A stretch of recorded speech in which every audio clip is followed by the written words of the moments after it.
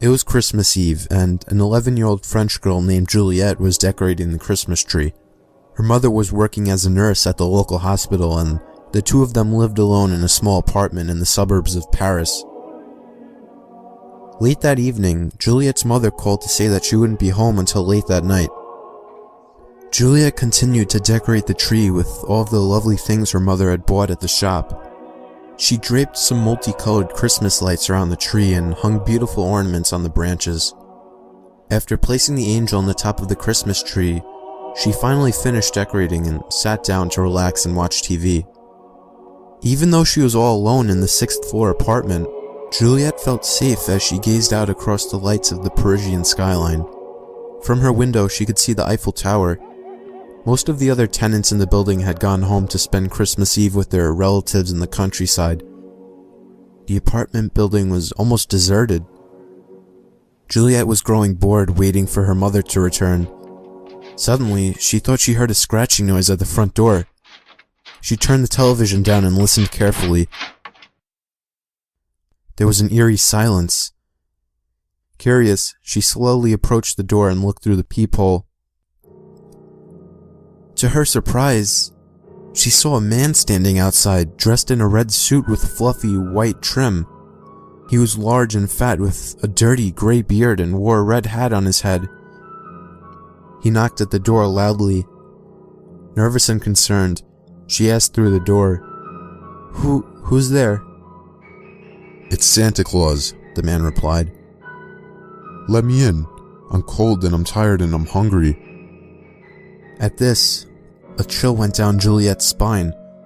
She was no dummy. She knew that whoever this creepy man was, he wasn't Santa Claus. "My mother isn't home right now," she said, her voice shaking. "Please leave." Peering through the peephole, Juliette watched as the man's eyes filled with anger and his face twisted into a grimace of hate. He began knocking at the door even harder and rattling the doorknob. "It's Santa Claus, Juliette," he growled. "Have you laid out some milk and cookies for me, Juliette? You know how much Santa loves his milk and cookies." The young girl had a sinking feeling in the pit of her stomach.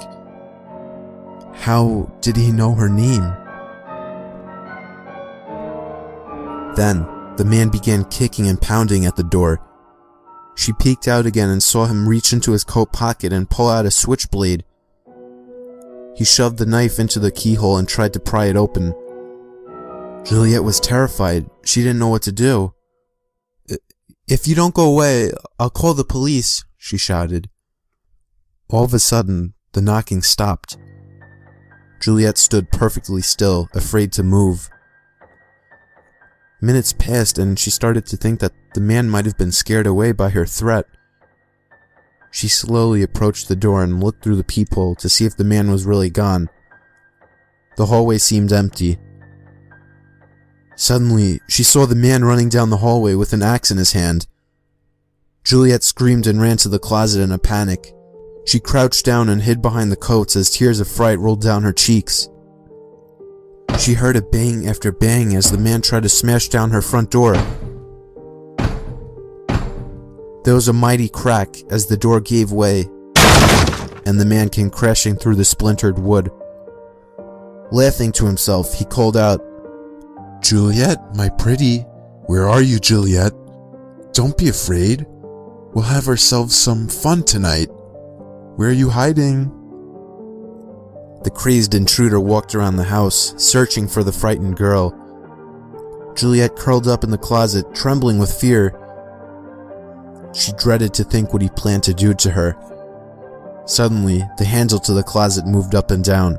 Then, the door began shaking and she heard the man's voice laughing. "Juliette, I know you're in there," he said. "Open up for Santa. Open up before I open you up." The man swung his axe and it struck the closet door with a huge bang, tearing into the flimsy wood. Juliette screamed and began crying bitterly. She grabbed a wire coat hanger and twisted it into a point. She waited, her eyes open wide and her hands were trembling. There was another loud crash and the closet doors gave way in a hail of splinters.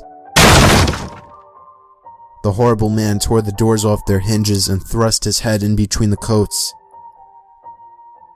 He was laughing and drooling like a madman as his huge, gnarled hands grabbed at the horrified girl. Juliet held up the pointed end of the coat hanger and bravely thrust it into the man's face. It went straight into his eye. He recoiled in pain, screaming with rage as blood flowed down his cheek. He ripped the wire out of his eye socket and grabbed Juliet by the hair. Then he dragged her, kicking and screaming, out of the closet. The man pushed her to the ground and held her tightly by the neck, leaning over her. Blood spilled out of his eyes, splattering all over her face.